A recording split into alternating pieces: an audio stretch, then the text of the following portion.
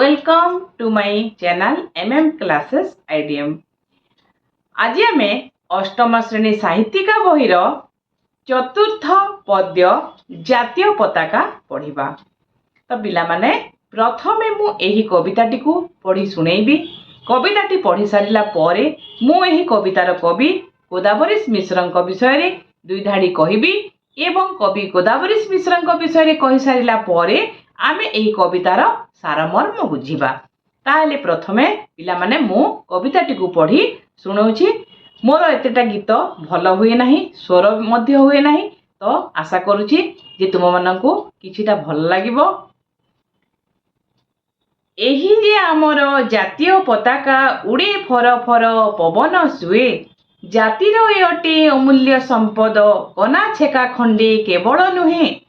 ए पताका तले 30 बरस होइछंती जाति सैन्य रुंड, जातीय समरे शत शत वीर लढ़ित हराई अछंती मुंड।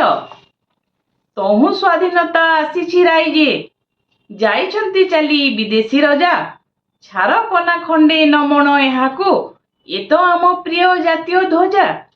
तले उड़ाइले पदातिक सेना, उड़िब सागरे समर पोते, व्योमे युद्ध व्योम जाने ए शोभिब, बाट कटि जीव समीर स्रोते। रखिब ए आम मान ए संसारे, बढ़ाइब आम जातिर टेक, करिब निकर देशु देशे जाहा, करि अछि मर्त्ये जाति बैरख। तेणु ए जे आम जातिर देवता, जुहारिबा आजी चालरे सर्वे, जेते फर फर उड़िब ए सेते, हृदय आमर नाचिब गर्वे। तो पिला माने यहाँ थिला कविता जातीय पताका। एही कवितार कवि हेउछंती गोदावरीश मिश्र।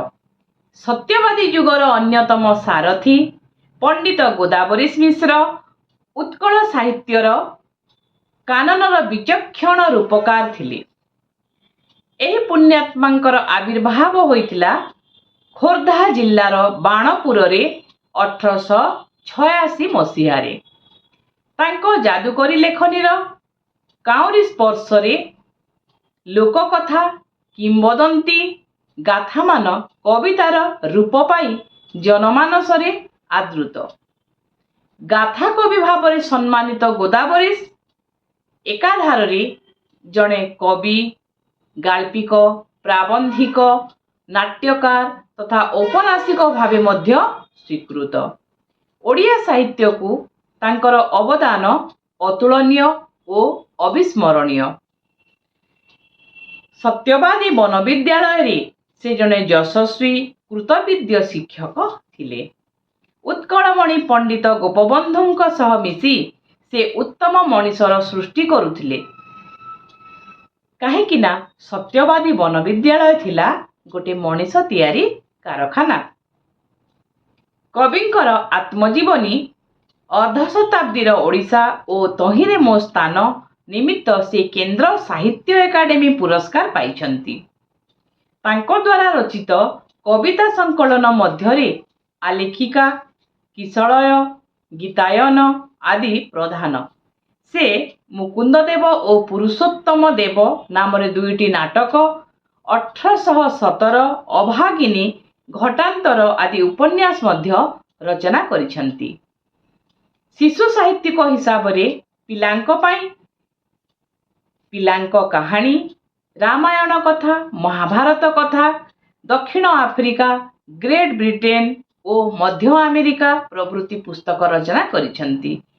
आलोच्य कविता जातीय पताकारे जातीय पताका प्रति सम्मान, स्वदेश प्रेम और सौंदर्य चेतना भाव प्रकाश पाइछि।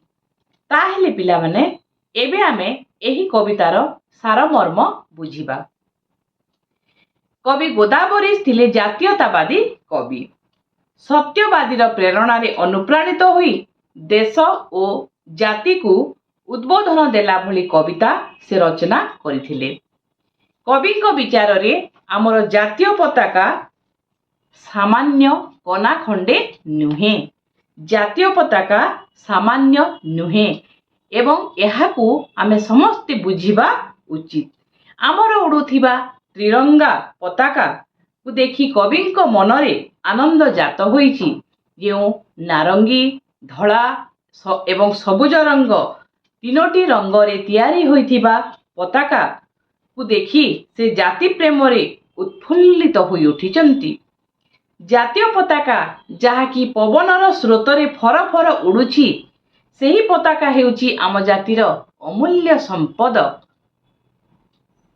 ସେ କପଡ଼ା ବା କନାରେ ତିଆରି ହେଲେ ମଧ୍ୟ ଆମେ ତାକୁ କେବଳ ଗୋଟେ ସାଧାରଣ ଖଣ୍ଡେ କନା ବୋଲି ଭାବିବା ନାହିଁ ବା ସେହି ଜାତୀୟ ପତାକା, ସେହି ତ୍ରିରଙ୍ଗା ପତାକାକୁ ଆମେ ସାଧାରଣ କନା ସହିତ କେବେ ମଧ୍ୟ ତୁଳନା କରିପାରିବା ନାହିଁ।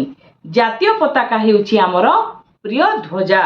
ଏହି ଜାତୀୟ ପତାକା ତଳେ ସବୁ ଭାରତୀୟ ରୁଣ୍ଡ ହୋଇ ଦେଶ ପାଇଁ ଓ ଜାତି ପାଇଁ ଯଥାର୍ଥ କର୍ତ୍ତବ୍ୟ କରିବାର ଶପଥ ନେଇଥାନ୍ତି। ଏ ଦେଶର ବୀର ଯବାନମାନେ ଜାତୀୟ ସମରରେ ଆଗଭର ହୋଇ ଏହାର ମର୍ଯ୍ୟାଦା ରକ୍ଷା କରି ପ୍ରାଣଘାତକ ଲଢ଼େଇ କରନ୍ତି।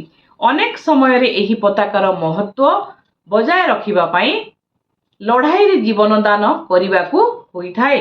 ଏହି ଜାତୀୟ ପତାକାକୁ ଜାତିର ପ୍ରତୀକ ରୂପେ ଗ୍ରହଣ କରି ସ୍ୱାଧୀନତା ସଂଗ୍ରାମୀମାନେ ସଂଗ୍ରାମ କରିବାକୁ ଆଗେଇ ଆସିଥାନ୍ତି। ଜାତିର ସ୍ୱାଭିମାନ ରକ୍ଷା କରିବା ପାଇଁ ଓ ପତାକାର ସମ୍ମାନ ରକ୍ଷା କରିବା ପାଇଁ ବିଦେଶୀମାନଙ୍କ ସହିତ ସଂଗ୍ରାମ କରିଛନ୍ତି। କେତେ କେତେ ବର୍ଷ ଯେ ଆମ ଜାତିର ଲୋକେ ଏହି ପତାକା ପାଇଁ ଲଢ଼ି ଆସିଛନ୍ତି ଏବଂ କେତେ ଯେ ଜୀବନ ଯାଇଛି ତାହା ଆମେ ଗଣିପାରିବା ନାହିଁ। ଶେଷରେ ଆମର ଜାତୀୟର ଜୟ ହୋଇଛି। ଆମ ଜାତୀୟ ପତାକା ଫର ଫର ହୋଇ ଆମର ଭାରତର ଆକାଶରେ ଉଡ଼ିଛି, ଆମ ଓଡ଼ିଶାର ଆକାଶରେ ଉଡ଼ିଛି। ବିଦେଶୀ ଶାସକମାନେ ବାଧ୍ୟ ହୋଇ ନିଜ ଦେଶକୁ ଫେରି ଯାଇଛନ୍ତି। ଯାହା କିଛି ହୋଇଛି ସବୁ ଏହି ଜାତୀୟ ପତାକା ପାଇଁ। ସୁତରାଂ ଏହି ଜାତୀୟ ପତାକା ହେଉଛି ଆମ ସମସ୍ତଙ୍କର ଅତି ପ୍ରିୟ। ଆମ ଦେଶକୁ ଶତ୍ରୁ କବଳରୁ ରକ୍ଷା କରିବା ପାଇଁ ସେନାମାନଙ୍କୁ ଆମେ ତିନି ଭାଗରେ ଭାଗ କରିଛୁ ବା ତିନି ପ୍ରକାର ସେନା ଆମର ଅଛନ୍ତି। ସେମାନେ ହେଲେ ସ୍ଥଳବାହିନୀ, ଜଳବାହିନୀ ଓ ଆକାଶ ବାହିନୀ। ସ୍ଥଳପଥରୁ, ଜଳପଥରୁ ଓ ଆକାଶ ପଥରୁ ଆକ୍ରମଣ କରି ସୈନ୍ୟମାନେ ଶତ୍ରୁ ସୈନ୍ୟକୁ ପରାସ୍ତ କରିଥାନ୍ତି। ସେମାନେ ଯୁଦ୍ଧଯାନ ନେଇ ଯେତେବେଳେ ଯାଇଥାନ୍ତି ଯୁଦ୍ଧ କରିବା ପାଇଁ, ସେତେବେଳେ ସେମାନେ ଆମ ଜାତିର ପ୍ରତୀକ ସ୍ୱରୂପ ଆମର ଜାତୀୟ ପତାକାକୁ ସେମାନଙ୍କର ନାଁରେ ବା ସେନାବାହିନୀର ଆଗରେ ଫର ଫର ହୋଇ ଉଡ଼େଇଥାନ୍ତି।